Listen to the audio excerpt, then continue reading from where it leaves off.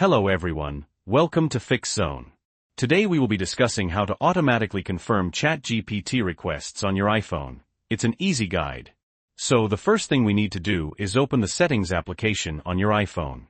Then you want to scroll down until you find Apple Intelligence and Siri. Tap on that. Next, scroll down again until you find Extensions.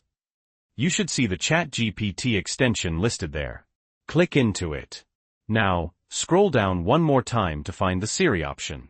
You should see Confirm ChatGPT Request. Make sure this is toggled off. By default, it's usually on, so switch it off.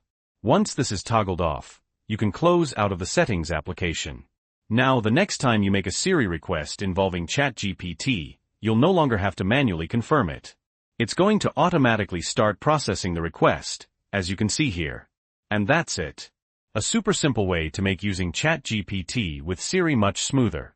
If this video was helpful, please leave a like. And if you have any questions or comments, you can leave them below. Also, don't forget to subscribe to Fix Zone for more helpful tips and tricks. Thanks for watching.